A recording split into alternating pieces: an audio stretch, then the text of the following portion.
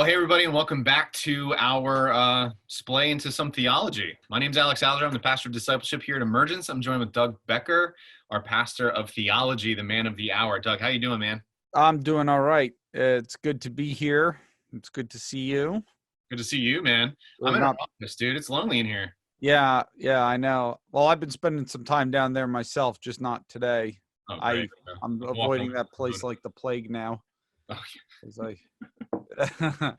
I miss seeing you, man. It's good to at least be on video again. But yeah, for sure. We should probably note that we've already had a few hiccups in our connection, and it may be on my end, not sure.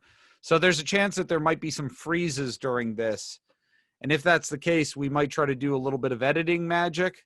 Yeah, we'll do but that. There might pause, and through the magical fingers of Matthew Novak, our creative director, we'll make sure we have one clean video. Yeah, Matt can do anything. And Matt, if you could give me a nice beard during this, that would be good too. Insert beard on Doug's face. Yeah. You got to look at the camera though, so Matt can stick a beard on your face right there. Yeah. Well, that's. Here you go, Matt. All right, buddy. You ready? Yeah. So last week. I'm ready to go. Yeah, all right, great. So the last time we got together, we were talking through the fall, really, in Genesis, and we were taking a look at, a lot of kind of what was happening there. And there's some other questions that kind of fell out of that. And so if I'm not mistaken, Doug, we're going to dive into a few of those questions today, right? Yes, we are. Okay, great. You want to lead us into it?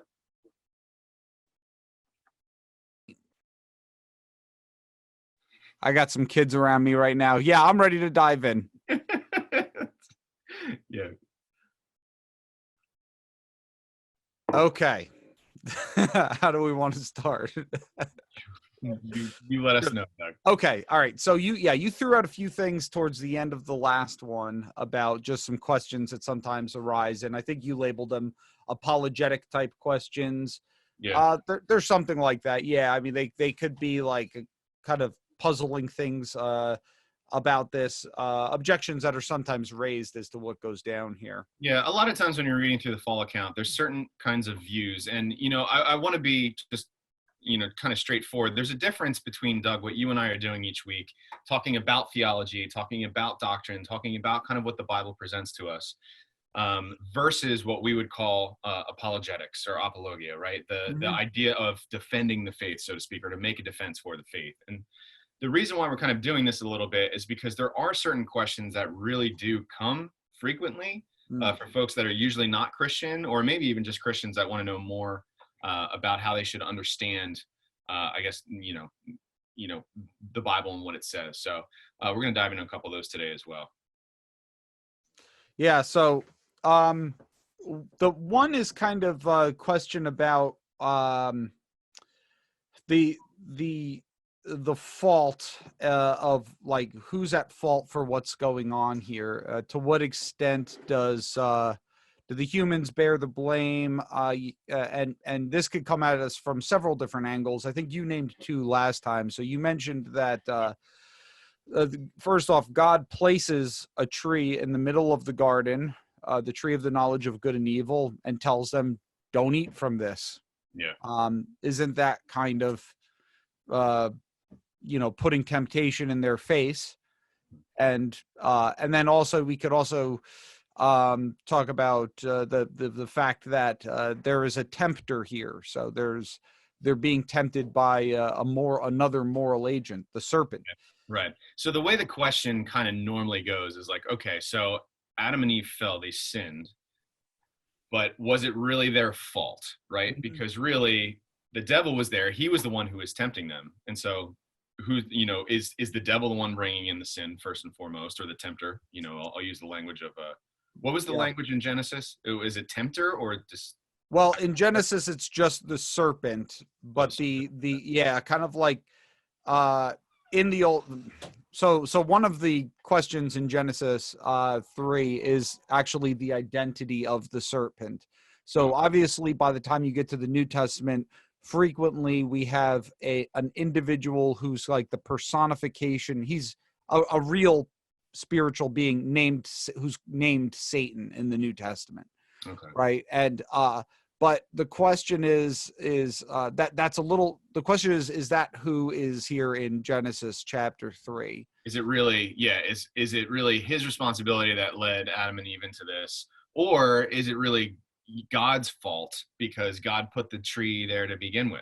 Yeah, that's another big one. Yeah. So let's just think, and I think it's kind of helpful. I don't think that these questions are particularly challenging, just because you could kind of think through them on analogy with other moral questions. So one question we might ask is, and this would regard the placing of the tree in the garden. Does the presence of an object of temptation absolve us from moral responsibility? And does it somehow cast moral responsibility on an individual who puts it there?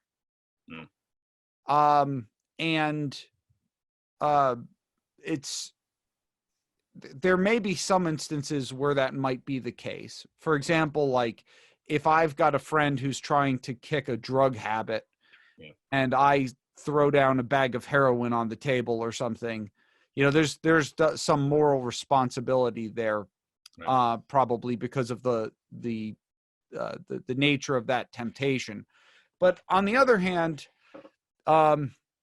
if I were to like leave my wallet out when I had some friends over and a friend stole the wallet, like no one would say, I mean, you could say it was stupid in that I'm not protecting what is mine, but it's not. But in terms of tempting my friend, nobody would think of that as like me tempting my friend to steal my belongings. Right. So you're saying that, all right, let's say you place your wallet on the table. I'm your friend. I come in and I steal your wallet.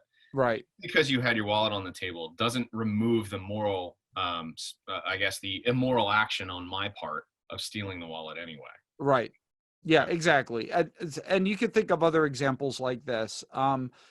Like let's say you want to go for a jog down the street. Now this probably wouldn't be a problem with me, but sometimes people are tempted to look in inappropriate ways at people jogging on the street, or someone in the gym. Is that individual who's now become an object of temptation somehow at fault because they they decided to go for a jog, or they decided to go for the gym? Sure. There is clearly sometimes a line that's crossed, right? Where if I am purposely trying to get people to look at me, again, probably wouldn't be me, but yeah, for everybody watching, in case you don't know, Doug goes running in the most hideous shorts I think I've ever seen. Honestly, Doug, you're doing the world a favor to look away because you saw the right action and just like, oh, okay. Yes. I'm just kidding, Doug. No. That's basically how it works. Yeah, to your point. So like, I love going to the beach. You know what I mean? My wife and I go to the beach all the time. We head, down the shore. I came from South Jersey. I hate saying that. I absolutely hate saying that. We go to the beach, but you eat pork roll. You pork roll, baby, and Jimmy's. Jimmy's on the ice cream. But when you're at the beach and your eyes are tempted to look one way or another, you know what I mean? It's like, okay, whose moral responsibility is it? It's mine as my wife's husband to look only and ever at my wife, to honor the Lord in my commitment to marriage, and even in the temptation of sin anyway. Yeah. But then also you're saying that there is a responsibility on the other part, separate from my own responsibility, of not creating a temptation, so to speak. I think there's a line of reasonableness, I guess is what I'm saying.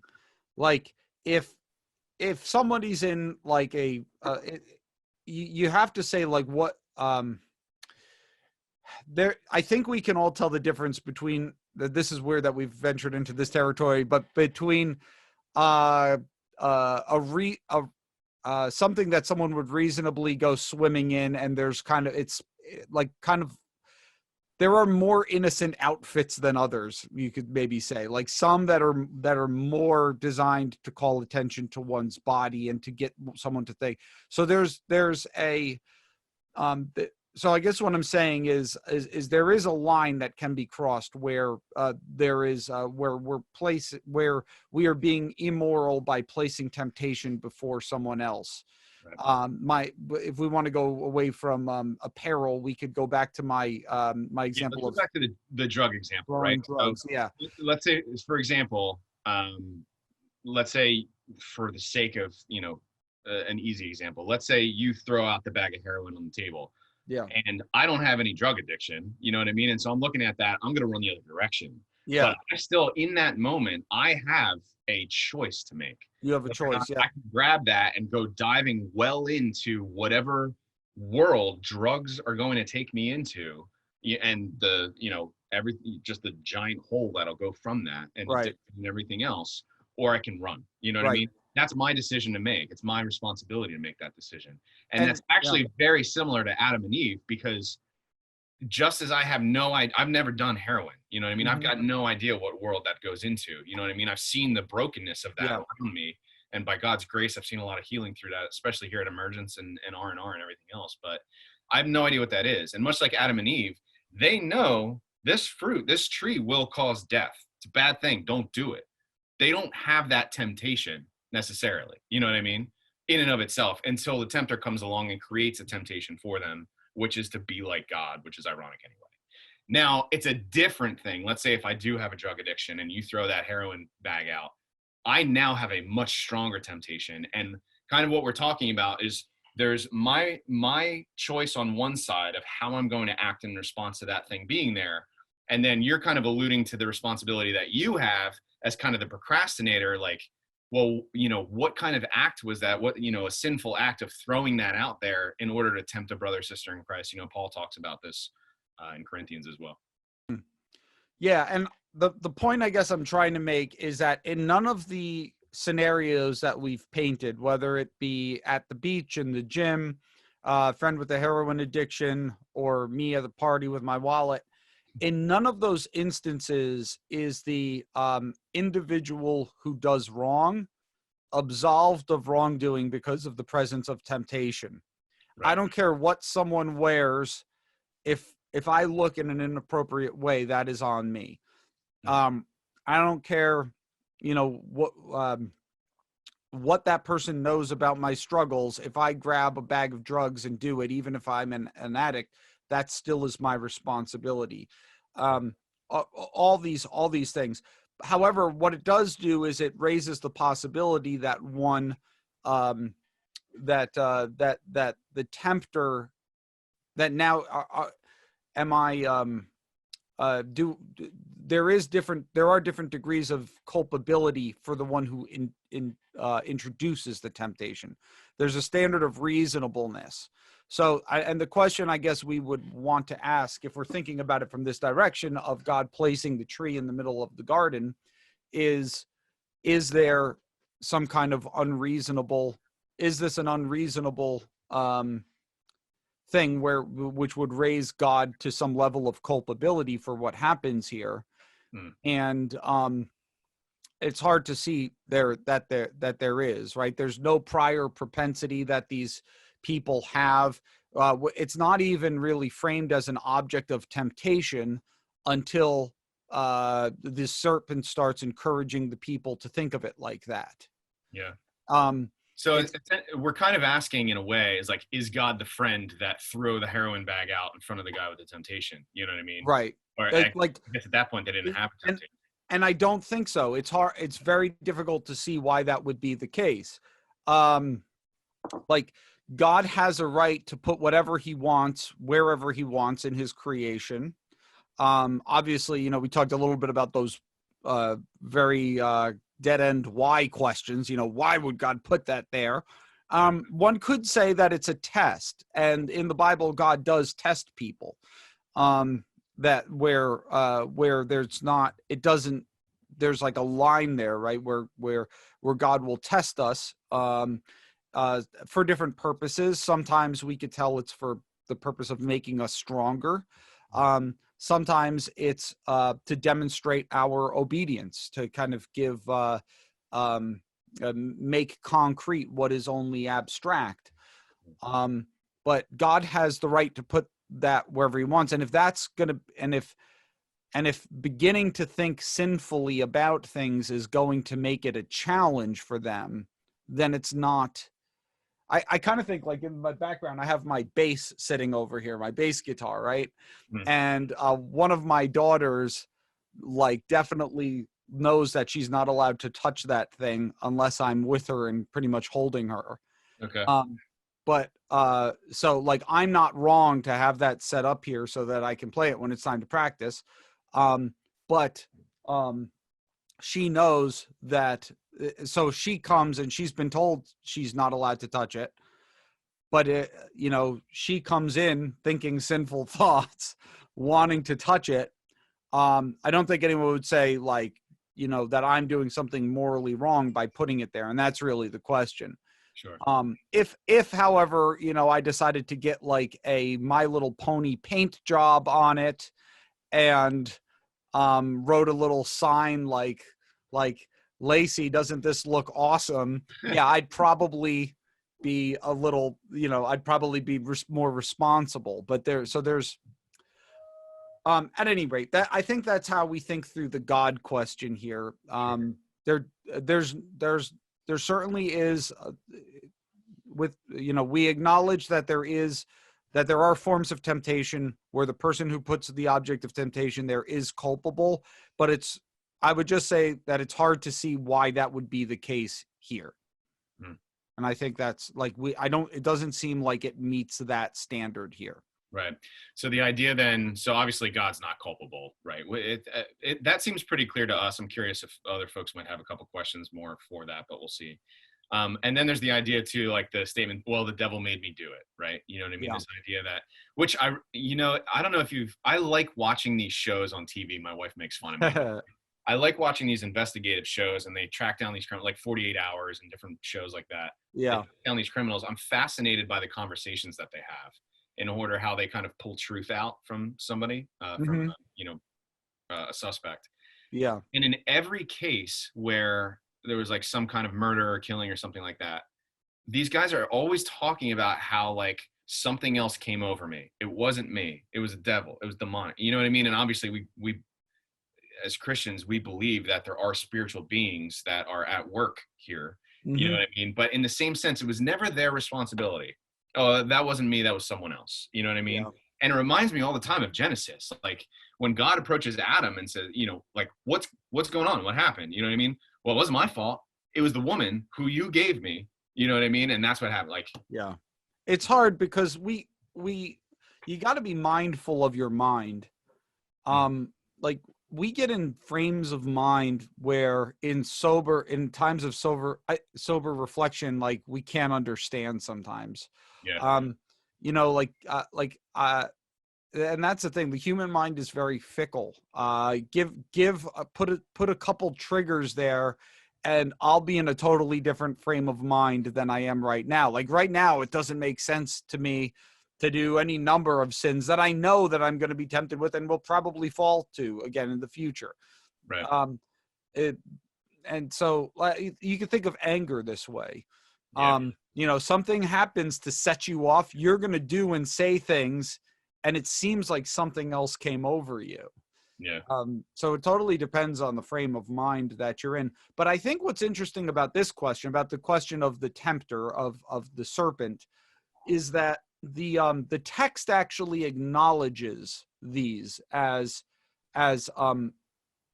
places that our mind goes.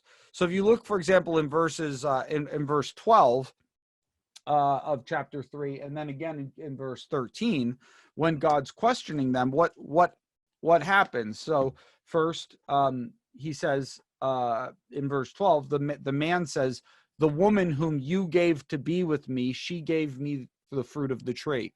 So there's blaming of the woman here and blaming of God. Right. He doesn't say the tree that you put in the garden, but he does say the woman whom you gave me. So like you somehow messed up. You should have given me a better woman or something like that. And also there's a blaming of the woman here. So because she's kind of the one technically who tempted him, right? She's the one who's like, "Hey, you want this?" Right. And then God turns to the woman and says, what is this that you have done? And the woman says, "The serpent deceived me and I ate." So, and I think the interesting thing about this is not that the text gives us some kind of extended discussion as to why these are bad excuses, but the silence. It's almost like a deafening silence. Like, it's just, they say this, and as the reader, you're supposed to look and be like, no, we just witnessed what happened. Like, you fully engaged with this. Yeah. So this is, and the serpent, of course, is held responsible, by the way. Yeah. But as we said before, there's even if there's some kind of high degree of temptation, we're always responsible if we fall. It's always our fault, and this is just a bad excuse. So you kind of get the impression, the scene that you kind of get in your mind are the people saying this, and God's just standing there like this. Yeah. Well, this morning, my girls are fighting out there, and I'm like, why did you pull your sister's hair? And, I get a huge explanation, and I just stand there. And my next question is, why did you pull your sister's hair? Because the idea is there's no excuse. Like, there's nothing that she could do to you that would justify you doing that. And It's the same kind of thing here. And in this instance too, I mean, so obviously he punishes the servant. He punishes all. You know what I mean? Like, and it goes back to the point you were making earlier, Doug. Like, it doesn't remove our culpability. You know what I mean? Like, right. If you throw down the bag of heroin and I take of it and eat, well, guess what? When it comes time to reckon, like, why did you do this thing? Well, Right. Doug put it in front of me. That's not an excuse. You still did this. You made the choice to move forward. Yep. And I don't know. And there might be a time to reckon for the guy who threw the bag down on the table. Yeah. Both. The person who took it is still responsible. Right. And I think that's where we end up is that when it comes to our own sin, we might have many reasons and many excuses, but the bottom line is that it's a matter of our choice. Sure. So I'm looking at the notes that we have here, Doug. You want to talk a little bit about like some of these sentences that God gives? Yeah, and I call them sentences because the only two things get cursed here. Sometimes this is called a curse. Okay. And I try to restrict my language to ways that the Bible uses it. So I don't typically, I usually will not call this a curse, like God's curse on humanity. Well, then again, it doesn't call it sentences either. But what is it, consequence? No, you could say that. It doesn't call it that either, right? It's just God saying a bunch of stuff. But my point is that the only ones who get cursed are the serpent and the ground. So it's not, curse seems to be a very specific thing in the Bible. And I'm not aware of a place where all mankind is said to be cursed. So that's why I'm a little wary of using that language here. Okay. So, but at any rate, that's neither here nor there. So you've got, notice you get it in reverse order here. So you get the serpent, the woman, and the man. So, in terms of the order. The order, right? Like order of responsibility. But the serpent gets the attention first. And all three of these individuals, the pronouncements on them are both against their Victor Hamilton in his excellent Genesis commentary. That's the best Genesis commentary that I'm aware of, by the way. Okay. He calls this function and relationship. And each one, there's a word spoken against their function in the created order and their relationship. And by no means do we mean that these are the only functions that we have, like as if a woman's only thing is to give birth to kids, right? We've already seen she's a helper for the man. There's plenty of other things that the woman does, but there's a key aspect of our function and a key aspect of our relationship that is addressed in each of these. So the serpent's a little bit tricky because this doesn't seem to be like all snakes are going to have this, right? Like it's the tempter. And the thing I think that's key here where he says, because you've done this, cursed are you above all livestock and above all the beasts of the field. On your belly you shall go, and dust you shall eat all the days of your life. there's something figurative there, because the tempter is being presented here as a serpent. He's given sentences that are commensurate with being a serpent. Hi, Lacey. How are you? We were just talking about you. There's some sentences coming on. Yeah.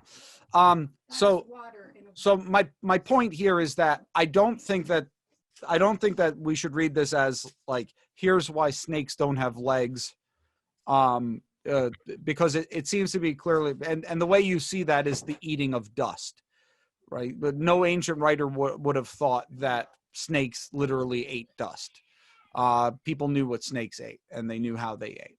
So I guess what I'm, a counter to that would be like, well, eating of the dust, is that figurative for them just being on their stomach like a snake's head constantly on the ground? And yeah, I think that is, and I think it's also, it also seems to be licking dust seems to also be a way to describe someone being humiliated. So like Psalm 72 verse 9, talking about the enemies of the king of Israel, may desert tribes bow down before him and his enemies lick the dust. Isaiah 49:23 talks about, it's part of like the hope for Israel and talking about how they're going to be exalted. And it says that they're, that people are going to be subjugated to them with their faces to the ground, bowing down. They lick the dust off your feet. Like that licking of dust, eating of dust seems to be like a humiliation. Okay.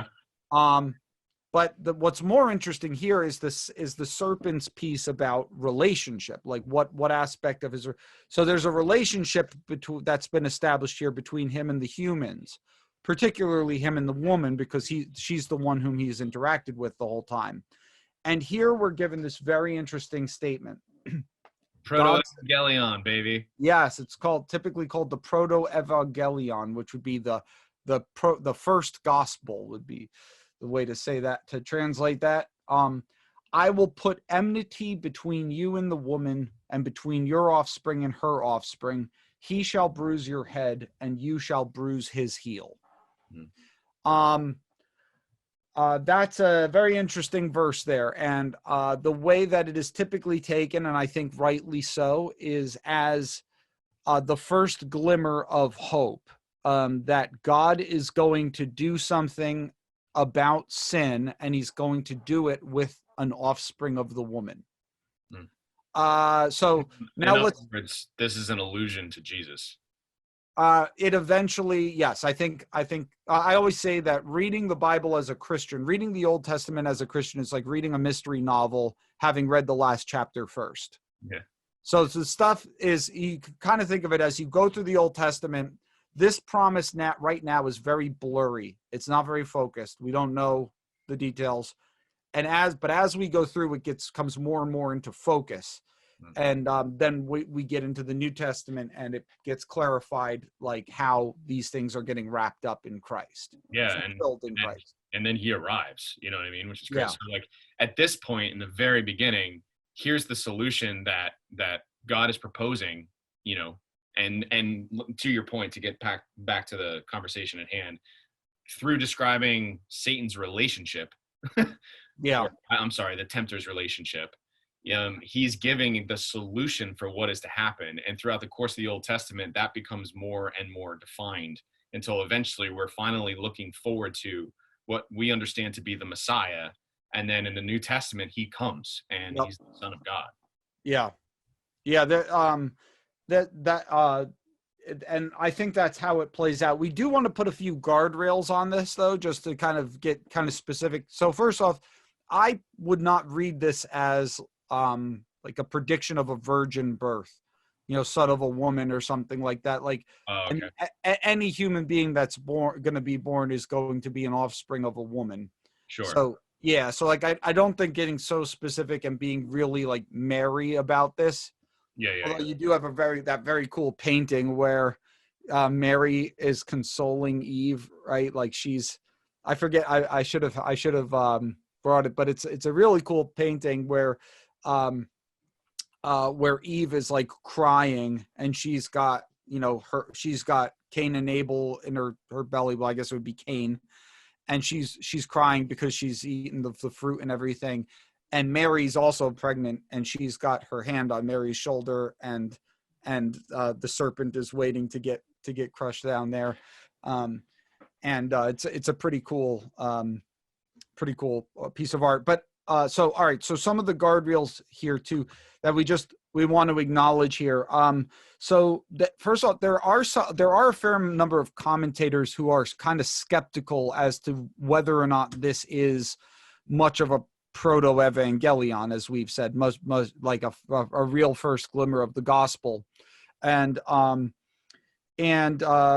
including Christian interpreters, because after all, it's not like the New Testament does not specifically use this verse. Like the New Testament's not like, as it was written in Genesis 3:15. Okay, so there's no, if we say, no, I don't think that's what this is, we're not coming in contact with any specific point of New Testament theology. The one example might be that Paul says in Romans 16:20, the God of peace will soon crush Satan under your feet. Okay. But that's kind of iffy. That's not like clearly this. And so a couple things. The big issue, I guess, would be this word here that's used, offspring. It's the word seed. It can mean seed or it can mean offspring. The word is zerah. I mentioned it actually briefly this week in the talk on racial unity. So this is common throughout Genesis. It's used all throughout Genesis, specifically in the promises to Abraham and his seed, his offspring. And it's often pointed out that usually in the Old Testament, this is a collective noun. So when we speak of the woman's offspring, we're talking about a lot of people rather than one individual person. Okay. And when it is used of individuals, it's usually in the immediate offspring.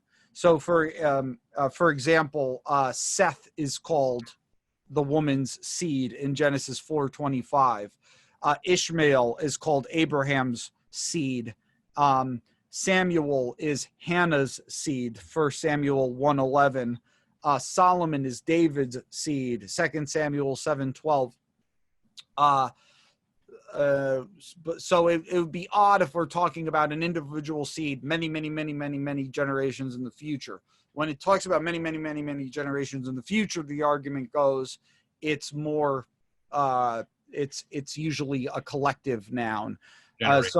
So the idea here would be basically humanity will eventually gain the upper hand over you. Okay. But I'm not sure how well that works, and in particular because of the pronoun that's used here. Note that it says he will crush your head. Okay, so it's not typically in the Old Testament, if it's a collective seed, you get they rather than he. Okay. You know what I'm saying? So if it's being conceptualized, you see this prominently in the covenant with Abraham, for example. I'll just read it really quickly here. This is from Genesis 17:7-9. So, I will establish my covenant between me and you and your seed after you throughout their generations. Okay. Right? So it's they. It's a plural pronoun. Mm-hmm. For an everlasting covenant, to be God to you and to your seed after you. And I will give to you and to your seed after you the land of your sojournings, all the land of Canaan for an everlasting possession. I will be their God. Which is pretty obvious, right? That's not like tricky language or anything. That's exactly the way you would expect it to. So all I'm saying is I think that it's usually pretty clear from the pronouns what is meant here. And so the reason I would disagree with those who disagree with taking this as a Proto-Evangelion on that basis would be that here you have a singular pronoun, he will crush. Okay. Another important thing to note is that the verb of what the serpent is going to do and what the offspring of the woman is going to do is the same. So I like the way the ESB says that he will bruise your head, you shall bruise his heel, rather than some translations that don't have bruise, or strike would be another way. But you know, he will crush your head, but you will strike his heel. Right? That obscures the fact that it's the same thing. So I think the idea is that at least in the word picture that's being painted here, you're going to do something to hurt his heel, and he's going to do something to hurt your head. And obviously the implication being, though, that if you're going to have a blow to some part of your body, the one that's going to be more devastating is the one that's dealt against the head rather than the one that's dealt against the heel. Sure. So the idea of ultimate defeat, I think, is given to us through that. Sure. So that was the function in the relationship that you gave us as far as these kind of consequences that God's laying down. And that was for the serpent. Now, what about the woman? Yeah. She's next. Yeah. Can I point out one more interesting thing about the serpent before we move on to that? I'll be quick. So notice, too, that another reason why this is strongly, I think, leans heavily towards a first gospel is, notice the first clause there. There's going to be enmity between your offspring, in other words, the offspring of the serpent. Okay, so those who do evil, whose father is Satan, perhaps you might want to say, right, the wicked, and her offspring. So it's not, right? So it's the offsprings who are fighting here. Okay, there's enmity, and there I think it's maybe even legit to take the offspring. Yeah, so we're talking about the offsprings of the serpent and an offspring of the woman. But notice in the second clause, he shall bruise your head. He doesn't say he shall bruise your offspring's head. Mm. He says he shall bring, so whoever you are, serpent, you're going to be destroyed. So I think that's an important thing. Okay, so now we've got the woman, function, and relation. So I will multiply, first all functional, right? Childbearing. She's the mother of all living. I will surely multiply your pain in childbearing, and in pain shall you bring forth children. Just like what we're about to see with the man, where it's his work, so his work of the ground that's going to be frustrated here, his function. The idea is that there are now going to be parts of our lives that remind us that we live in a fallen world and that it's horrible. So pain in childbirth is one of the worst pains a human being can endure. And not to mention that, but there's all kinds of complications that happens. It's not always smooth. Fortunately, we live in a day and an age when the infant mortality rate, or fatality for mothers giving birth, is not as high as it once was, but even still does happen. So there's all kinds of this thing that is an unquestionable good. The giving birth of children is going to have this aspect of it that's going to be extremely difficult, and that's going to remind us it's not just like, hey, every time you stub your toe, it's going to hurt. No, this major pain enforces the magnitude and the presence of sin. It reminds us that we all live in light of this, and it's really bad. Right. So, Doug, let me ask you another question here, because I've heard this being interpreted with some variation in it, right? I've often heard it interpreted saying, okay, this idea where God says, I will surely multiply your pain in childbearing. In pain you shall bring forth children. I've heard it interpreted where this is not so much a physical pain necessarily, so much as it is like child rearing. Raising up children will be difficult. It will be painful because of the curse of sin, so to speak. Does that have any validity to it? I don't think so. Okay. I don't think the language here that's used. So the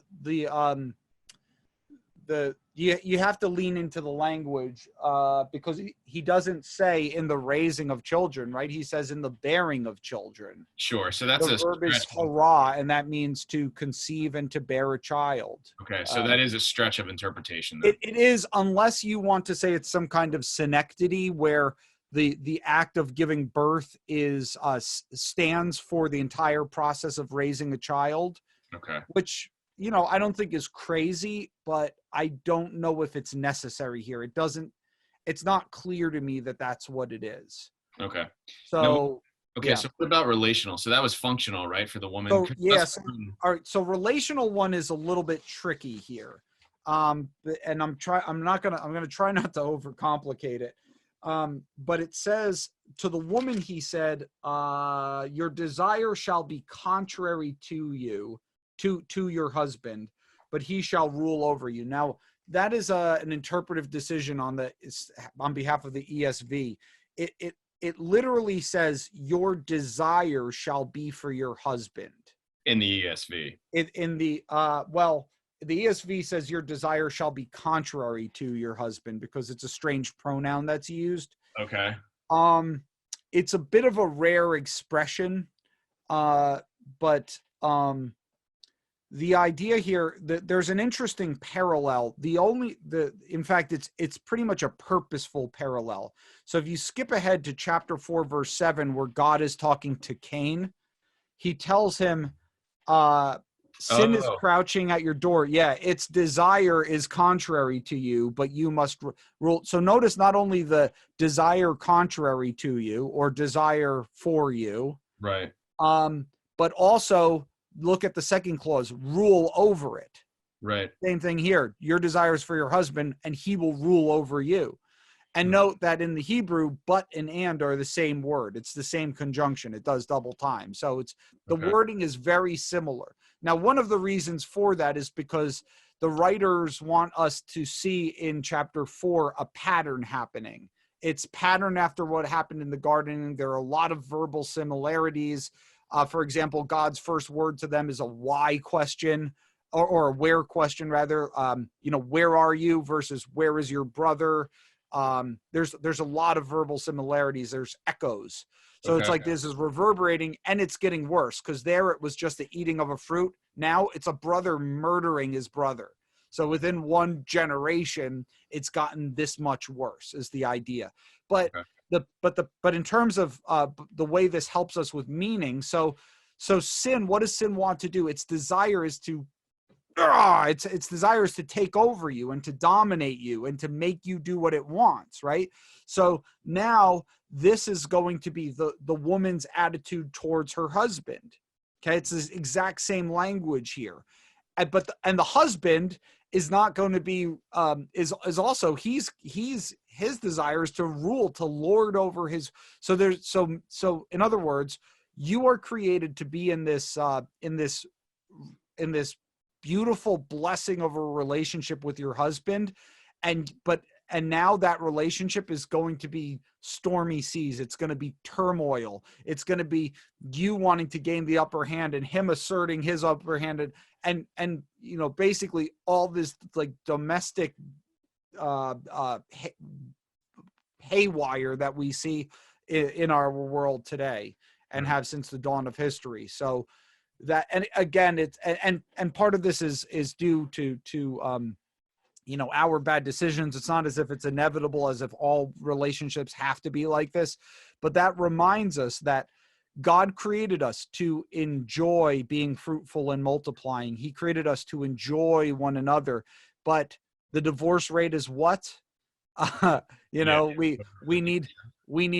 We need drugs in order to not feel the pain of childbirth. And these are reminders that we live and they're big things. They're not little things. Yeah. So because even as we officiate weddings, the thing that we always say and are always talking about is that you will sin against one another. Like will, it's inevitable. You will sin against one another. And here we are looking at it in Genesis. And when we talk about in marriage, like, you must rely on Christ. It's the only way that you can have a fruitful, God honoring, pleasing marriage. where you genuinely serve one another and care about the other more than yourself, is if it's focused on Christ. And here we are reading this in Genesis. This was the moment where all of that became necessary. Yep. Yeah. Not that we ever wouldn't rely on God anyway. That was kind of the design. No, granted. This is why, like, every time we talk about authority, whether it be in the home or in the church or whatever, we always have to put that caveat in, but most of us get a bad taste in our mouth because all we've seen are bad examples of it. Right. This is the prototype of that. And then we've got finally what he says to the man, and to Adam he said, and I believe that's the first time it appears that Adam is a personal name rather than just meaning the man. Okay. But at any rate, he says, because you've listened to the voice of your wife and have eaten of the tree of which I commanded you to eat, not to eat. Shall not eat of it. What's that? Yeah, to not eat. Right. I commanded you, you shall not eat of it. Cursed is the ground because of you. In pain shall you eat of it all the days of your life. Thorns and thistles it shall bring forth for you, and you shall eat the plants of the field. By the sweat of your face you shall eat bread till you return to the ground, for out of it you were taken, for you are dust, and to dust you shall return. A lot of dust going on here. Oh, by the way, that reminds me, with the serpent, remember the eating of the dust? Keep in mind, he got the man and the woman to eat something, so now he's got to eat something. It's a fun little thing there. It's ironic, too, that he says, you shall eat the dust, yeah, right? You shall lick the dust, and yet here he's talking to Adam and saying, you are dust. You're going to eat people? I don't know, man. Like, because if you think about it, like, I don't know. I guess, sin nature that's within us, you know what I mean? And hey, I live in Lake Kapakong. We had that anaconda here a few years ago. You had an anaconda? I think it was like a local myth, and people made T-shirts up and everything. But a bunch of people, like someone said they thought they saw a huge snake, and then someone else was like, "Yeah, I saw it too." Okay. Okay. So the ground functionally, the ground is cursed, right? So yeah. So here we've got like a little bit. It's not as clear cut. This is function and this is relationship, but I think the key ideas are still here. So first, function. Mankind is placed in the man is placed in the garden to do what? To work it and to keep it. So he's the tender of the ground there. He's the resident gardener. Okay. And now that's going to be miserable. The work is going to be miserable. Being able to, you were given food and all, like your food was just provided for you. One of the big contrasts, by the way, between Genesis and some of the other ancient Near Eastern creation accounts is that in those other accounts, mankind is created in order to provide food for the gods, usually the lesser gods. Here, God is just like, I provide everything for you. But now mankind has to work that, and it's going to be frustrating. It's going to be like, you're going to, I mean, I think right now in the Midwest, like a third of the crops have been destroyed by weather. It's going to be hard work. You're going to be sweating. There's going to be thorns and thistles out there, all these kinds of nasties. And so that thing, your key function, the providing for you and your family, and then the relational, I think is also very cool. And this is something that maybe we miss a lot sometimes, is that you're like, well, what about mankind is related to the earth. Mankind has a close relationship, right? We're taken from the earth. That's how God wants us to conceive of our relationship to the world. But now there's going to be enmity between us and this world that we were supposed to have a harmonious relationship to. Now there's tons of stuff that's going to be hostile towards us, and we end up being very hostile to it. Even in the Old Testament, there are portions of Isaiah, for example, where the prophet seems to be denouncing deforestation. I'm not trying to get like totally green on us here, but the idea of just abusing the earth is something that you're going to go to war and you're going to salt the ground and things like that. Like these ideas are present even before modern technology enabled us to totally devastate the earth. And so I do think that this kind of fits in partly with if we wanted to do the appropriate act of constructing a biblical theology of the environment. Yeah. But yeah, there's going to be and I think that's just one piece of it, by the way. But I think the point is that there is now going to be an adversarial relationship between humanity and the rest of God's good creation. Wow. Yeah. And then, so we've got form and function for each one of these. And then the last piece of this too is that they get the boot, right? Yeah. So I just want to draw a few things here real quick. So they're exiled from the garden. They are exiled east. And so keep in mind, so here's the holy place. And I'm not sure which way it looks like in the camera and everything. Probably reversed. Yeah, but so this for me is to the right. All right, so you're going east. Okay, so that for the camera's west, but oh, okay. So we'll do this. So you're Okay, moving good. east. Okay, so here would be the entrance of the garden. Now think about so you go east, and then when Cain kills his brother, he's exiled to the land of Nod, further east. Okay, so further away.